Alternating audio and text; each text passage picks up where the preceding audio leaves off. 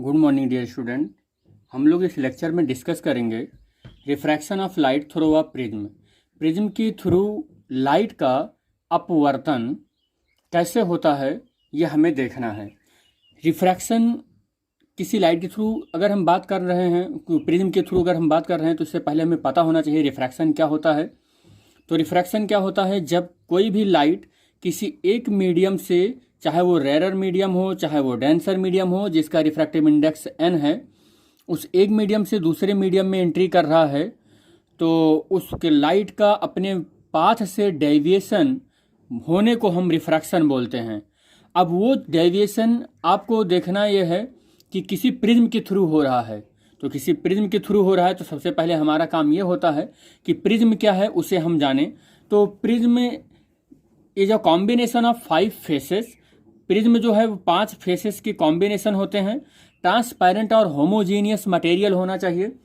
Transparent का मतलब होता है कि किसी एक मीडियम का दूसरे मीडियम से में बिल्कुल आर पार दिखाई दे जाना, वो ट्रांसपेरेंट होता है। होमोजीनियस का मतलब ये हो गया कि वो मटेरियल के हर एक पार्टिकल सेम मॉलिक्यूल्स के होने चाहिए या सेम एटम के होने चाहिए। ऐसा ना हो कि उसमें मिक्सचर हो। तो ऐसे मटेरियल को हम होमोजीनियस बोलते हैं। जो कोई भी मटेरियल बना हो उसमें हर एक पार्टिकल का जो पार्टिसिपेंट पार्टिकल हैं वो सब एक ही पदार्थ के बने हों, एक ही मैटर के हों, तो वो होमोजीनियस हो जाता है। तो ये 5 फेसेस होने चाहिए। एक यहाँ पर एक फेस ये हो गया, एक फेस ये हो गया, एक फेस इसके पीछे वाला हो गया जो हमने डॉट लाइन से दिखाया हुआ है। ये इस तरीके से 2 फेस हो गए। फिर उसके बाद ये इसका तीसरा फेस हो गया और इसके पीछे एक फेस हो गया। ये 4 फेस हो गए, ये 4 फेस हो गए और एक बॉटम हो गया। ये इस तरीके से इसके 5 फेसेस होते हैं। और 5 फेसेस में 2 फेस इंक्लाइंड होते हैं एक दूसरे से किसी एंगल पर, जिसे हम प्रिज्म एंगल बोलते हैं। एक फेस ये हो गया जिसे हम रिफ्रैक्टिंग सरफेस बोलते हैं और एक फेस ये हो गया जिसे हम रिफ्रैक्टिंग सरफेस बोलते हैं। और उस रिफ्रैक्टिंग सरफेस से पर ही लाइट आती है और रिफ्रैक्ट होती है। और इन दोनों सरफेस को मिलाने वाली जो ये लाइन होती है इसे रिफ्रैक्टिंग एज बोलते हैं। और इन दोनों इनक्लाइंड प्लेन के बीच में जो एंगल होता है that angle is prism angle, जिसे कैपिटल ए से रिप्रेजेंट कर रहे हैं यहाँ पर। तो this is the all about information of the prism. तो prism is a combination of 5 faces, 2 are inclined to each other and 2 faces are parallel और 2 फेसेस पैरेलल होना चाहिए and 1 of them is bottom, एक bottom में होना चाहिए। तो prism जो होता है 5 फेसेस से मिलकर बना हुआ होता है और इन 5 फेसेस से हम लाइट का रिफ्रैक्शन का एनालिसिस करते हैं और इसी हेडिंग का नाम है refraction of light through a prism. हम प्रिज्म के थ्रू जब कोई लाइट रिफ्लेक्ट होती है तो उसका फार्मूला देखते हैं कि कैसे बन रहा है इसका फार्मूला, क्या इसका रिफ्रैक्टिव इंडेक्स आता है, इंसिडेंट एंगल क्या होता है, इसका डेविएशन क्या होता है। इन सब चीज़ों के बारे में एनालिसिस करने को हम बोलेंगे कि formula for the refractive index for the prism. तो हम चाहे ये हेडिंग लगा सकते हैं और चाहे इसी में हम कैलकुलेट कर सकते हैं। तो सबसे पहले हम एक डायग्राम को देखेंगे। एक प्रिज्म है बेटा हमारे पास और प्रिज्म के 2 रिफ्रैक्टिंग सरफेस को यहाँ पर शो किया गया है। एक रिफ्रैक्टिंग सरफेस है ए बी, यहाँ पर आप देख रहे हैं ए और बी। दूसरा रिफ्रैक्टिंग सरफेस है ए और सी और यहाँ पर उसी तरीके से ये रिफ्रैक्टिंग सरफेस है ए और सी। और 2 रिफ्रैक्टिंग सरफेस है, एक लाइट आ रही है एक ए बी रिफ्रैक्टिंग सरफेस पर जो लाइट है ओ पी ये लाइट आई है। और प्रिज्म का जो नेचर होता है, प्रिज्म जो है लाइट को अपने रिफ्रैक्टिंग सरफेस पर जब लेती है तो वह उस इंसिडेंट लाइट को बेस की ओर बेंड कर देने की टेंडेंसी होती है। This is the base of the prism, base of the prism and this is the refracting surface. ये रिफ्रैक्टिंग सरफेस है, this is the refracting surface. तो रिफ्रैक्टिंग सरफेस ये हो गए, ये रिफ्रैक्टिंग सरफेस फर्स्ट, ये रिफ्रैक्टिंग सरफेस सेकंड और ये बेस हो गया। तो प्रिज्म का नेचर होता है कि आने वाली लाइट को रिफ्रैक्टिंग सरफेस की ओर क्या कर देता है, ये बेंट कर देता है। तो आने वाली लाइट जो है वो ओ पी पर आई है, ये इंसिडेंट लाइट है और पी से क्यू पर ऐसे चली गई और रिफ्रैक्शन के बाद फिर सेकंड सरफेस से वो क्यू और आर इस डायरेक्शन में आ गई है, क्यू और आर की डायरेक्शन में आ गई है। इस तरीके से हम ये देखेंगे कि इस सरफेस पर जो परपेंडिकुलर लाइन है, जो इमेजिनरी लाइन होती है जिसे हम नॉर्मल बोलते हैं, वो नॉर्मल हमारा N1E है।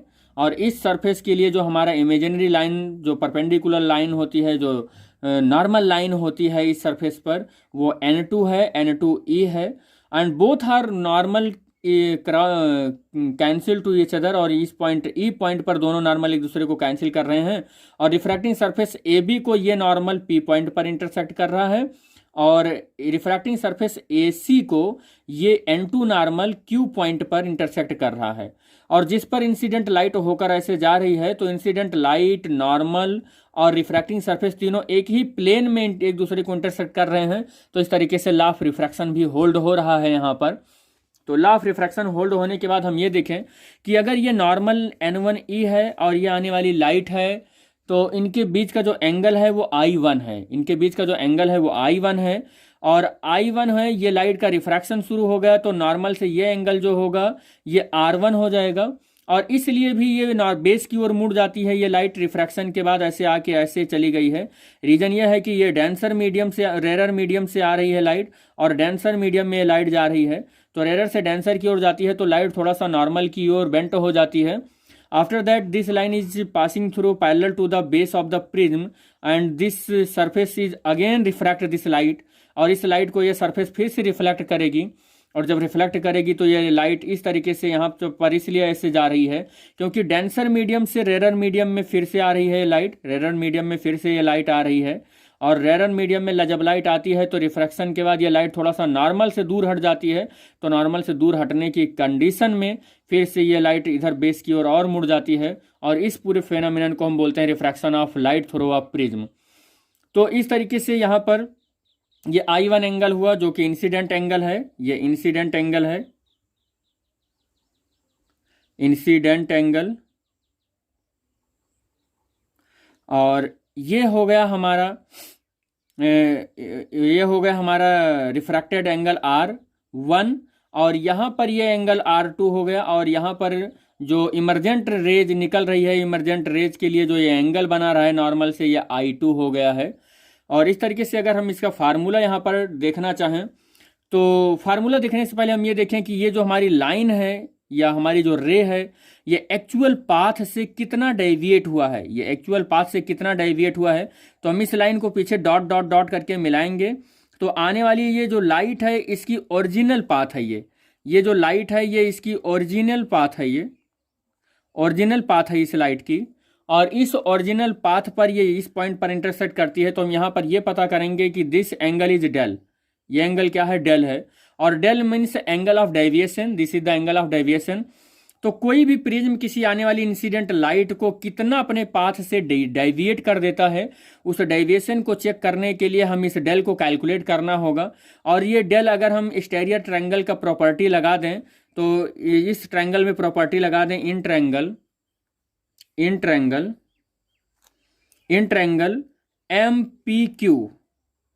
MPQ में, तो हम ये देखेंगे कि अंदर की इन दोनों एंगल का ऐड बाहर के इस एंगल के ऐड के बराबर होगा। तो हम यहाँ पर ये देखें कि angle del is equal to क्या हो जाएगा, अंदर का ये वाला एंगल डेल 1 और प्लस ये वाला एंगल डेल 2, ये दोनों एंगल जो हैं डेल के बराबर होंगे, डेल 1 और डेल 2। और मैं यहाँ पर यह भी दिखाना चाहूँगा आपको कि डेल 1 और डेल 2 किसके बराबर होंगे। तो मैं इस सरफेस को यहाँ पर काट रहा हूँ और आपको समझाने के लिए, जिसका नाम A है और B है, और एक लाइट आ रही है इस तरीके से इस पॉइंट पर, और इस लाइट का नाम है O, और ये जो है ये नॉर्मल है, ये नॉर्मल है N1, ये नॉर्मल है N1, और ये एंगल है हमारा I1, ये एंगल इंसिडेंट एंगल I1 है, और इसका नाम है P। हम ये देख रहे हैं कि ये लाइट ऐसे सीधी चली जा रही है, किस पॉइंट पर जाके मिलेगी, Q पॉइंट पर जाके मिलेगी। और ये लाइट ऐसे सीधे जा रही है, और जो कि ये लाइट हमारी बनेगी, ये वाली डॉट लाइन बनेगी हमारी, ये डॉट लाइन जा रही है। और इसको हमने बोल रखा है कि ये जो एंगल है ये डेल 1 है। तो सिंपल सी बात है कि ये अगर I1 है तो ये एंगल भी I1 होगा, ये एंगल भी I1 होगा, और जबकि ये एंगल हमने मान रखा है कि ये R1 होगा। देखिए यहाँ ध्यान से, तो this angle will B R1, और इस एंगल को डेल 1 मान रखा है।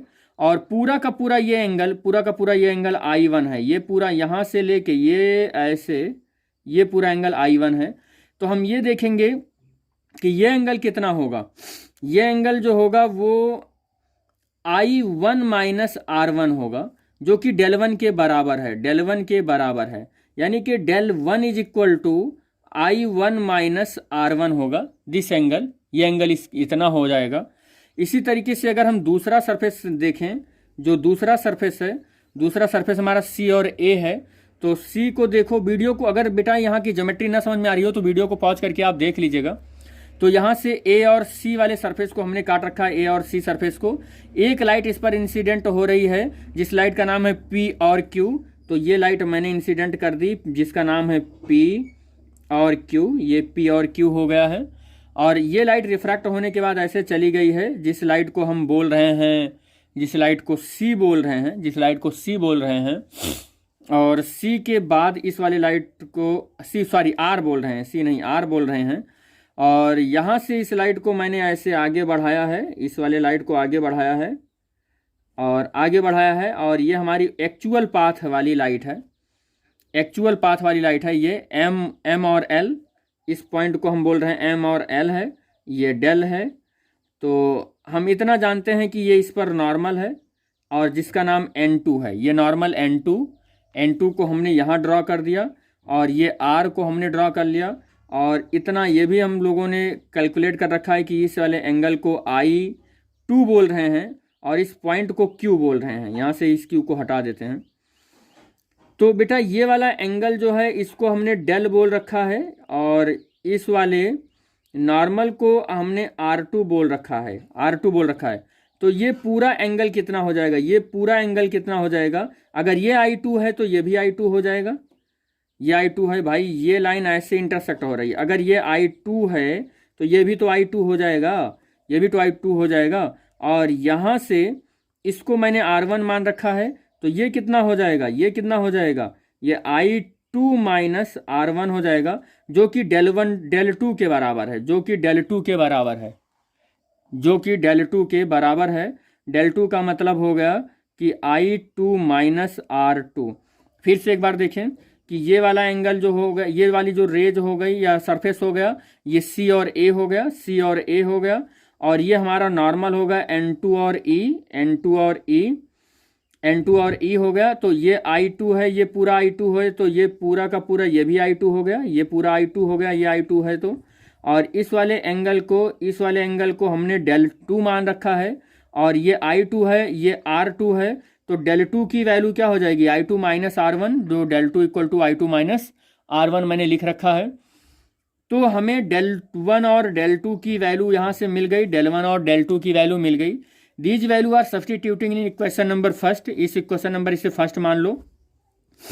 तो हम ऐसे लिख सकते हैं कि this values are substituting in equation first. इस इक्वेशन फर्स्ट में हम सब्स्टिट्यूट करेंगे तो डेल इक्वल टू हमें मिलेगा I1 plus R1, minus R1 और डेल टू की वैल्यू हम रखेंगे तो डेल टू की वैल्यू I2 मतलब हो गया प्लस I2 माइनस R2 हो गया।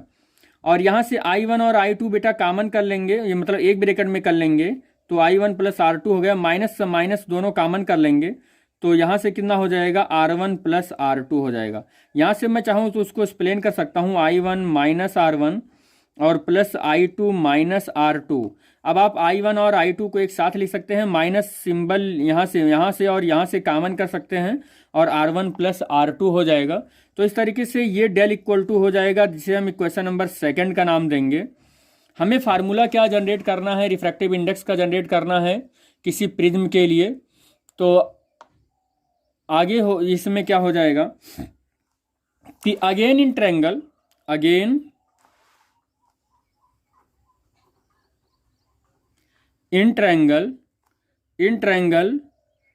इन पैरेललोग्राम, अगेन पैरेललोग्राम APEQ, तो ए पी ई क्यू, तो again in parallelogram A P E Q, तो इस वाले पैलोग्राम में देखें यहाँ से ए पी ई क्यू, तो इस पैलोग्राम में हम angle A plus angle P plus angle E plus angle Q is equal to 360 कर सकते हैं। लेकिन हम ये देखें कि एंगल जो हमारा है ए, उसे हम लिख सकते हैं एंगल पी ए क्यू, और एंगल जो पी है उसे लिख सकते हैं ए पी ई, और जो एंगल ई है उसे लिख सकते हैं एंगल पी ई क्यू, और जो एंगल क्यू है उस एंगल को लिख सकते हैं angle E Q A equal to 360 degree. अब यहाँ पर क्या हो जाएगा कि ध्यान से देखेंगे तो ये क्यू ए पी या पी ए क्यू जो है वो एंगल ए है, इसे तो एंगल ए लिख सकते हैं। ए पी ई जो है वो देखेंगे N1E जो है ना, ए पी ई पर 90 डिग्री है, तो this angle will be 90 degree, पूरा एंगल ये 90 डिग्री हो गया, तो ए पी ई जो है वो 90 डिग्री हो जाएगा।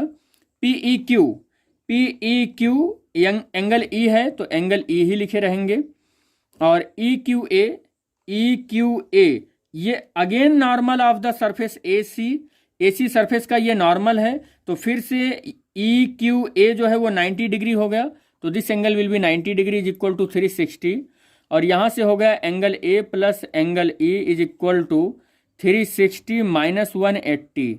अब angle A plus angle E is equal to, यहाँ से आ गया 180 डिग्री, दिस इक्वेशन नंबर 3 हो गया। आगे यहाँ पर क्या होगा बेटा कि पी ई क्यू, ये वाला ट्रायंगल आप ले लीजिए, तो in triangle P E Q, तो in triangle P E Q में क्या करेंगे, R1 और R2, या हम ऐसे कर सकते हैं angle Q P E plus angle P E Q plus angle E Q P is equal to 180 degree. बेटा ये ट्रायंगल जो है ना, ये ट्रायंगल पूरा हमारा 180 का बनेगा, Q P E plus P E Q plus ई क्यू पी, ये R1 R2, यहाँ से Q देखिए क्यू पी ई ये हमारा R1 बन जाएगा, प्लस पी ई क्यू हमारा एंगल E बन जाएगा, ये ई क्यू पी ये एंगल R2 हो जाएगा, 180 हो जाएगा, और यहाँ से हमारा ये इक्वेशन नंबर 4 हो जाएगा, from equation 3rd and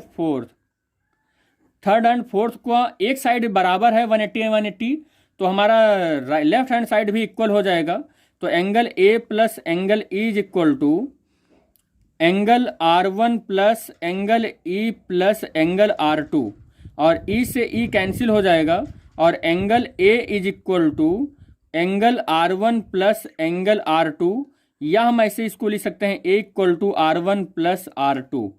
for the refraction in the case of the minimum deviation, या कह सकते हैं in the case of the refracting angle is minimum, तो R1 is equal to R2 is equal to R हो जाएगा, और इस case में as and I1 is equal to I2 equal to I हो जाएगा। इस केस में ये जो है फार्मूला क्या बनेगा, R प्लस R, और A इक्वल टू 2R, और R is equal to A by 2 हो जाएगा ये। और यहाँ पर ये वैल्यू रखने के बाद ये वैल्यू रखने के बाद हमें क्या मिलेगा कि यहाँ पर इस किसी भी उसमें फार्मूले में इसकी वैल्यू रख लेंगे, R की वैल्यू हम, तो आगे हो जाएगा फ्रॉम इक्वेशन सेकंड में del is equal to I plus I1 I2 भी I के इक्वल हो गया। इक्वेशन नंबर मैं दिखा दूं आपको सेकंड में, तो इक्वेशन नंबर सेकंड जो है वो यहाँ पर ये आ जाएगा कि del is equal to I1 plus I2 minus R1 plus R2, equation number second है ये, और सेकंड के बाद ये इक्वेशन नंबर फर्स्ट बनेगा। सॉरी क्वेश्चन नंबर, हाँ सेकंड में ये वैल्यू रखेंगे I1 plus I2 minus R1 और R2 की जगह पर रखा जाएगा R और प्लस R, और del is equal to 2I minus 2R, और 2R की जगह पर ये वैल्यू रखी जाएगी 2I माइनस 2R की जगह पर ये वैल्यू रखा जाएगा A रखा जाएगा, और यहाँ से 2I is equal to del plus A, और I इज इक्वल टू रखा जाएगा डेल और डेल प्लस A बाई 2। तो I की वैल्यू यहाँ से ये कैलकुलेट हो गई, R की वैल्यू ये कैलकुलेट हो गई। फ्रॉम स्नेल लॉ हम लगाते हैं यहाँ पर, फ्रॉम स्नेल लॉ। तो स्नेल लॉ से क्या आ जाएगा, sine I equal to sine R इसका फार्मूला होता है, और equal to n is the refractive index, I is the angle of incident, R is the angle of refraction. और इस तरीके से साइन I की जगह पर हम रखेंगे डेल प्लस A बाई 2, और R की जगह पर हम रखेंगे साइन R की जगह पर A बाई 2 और is equal to n। This formula will becomes angle of incident index, refractive index of a prism. This formula will becomes, क्या होना चाहिए ये फार्मूला, ये होगा फार्मूला कि n जो है वो refractive index of the prism है, यहाँ मैं लिख देता हूँ refractive index of the prism है, ये इंडेक्स ऑफ द प्रिज्म। तो ये formula refractive index of the prism है, जहाँ पर n, तो n का फार्मूला या किसी प्रिज्म का रिफ्रैक्टिव इंडेक्स आपको कैलकुलेट करना हो तो आप इस फार्मूले से, पूरे डेरिवेशन से आप यहाँ से कैलकुलेट कर सकते हैं। जहाँ पर a जो है, डेल जो है वो एंगल ऑफ डेविएशन है, मैं एक एक मीनिंग लिख दे रहा हूँ यहाँ पर, एंगल ऑफ डेविएशन है, और A जो है प्रिज्म एंगल है। तो इस तरीके से आप रिफ्रैक्टिव इंडेक्स कैलकुलेट कर सकते हैं, किसी भी प्रिज्म का आपको कैलकुलेट करना हो। आई होप पूरा डेरिवेशन ये आपको समझ में आया होगा। एंड लाइक करें, शेयर करें, सब्सक्राइब करें चैनल को। Thanks for watching the video. Thank you बेटा।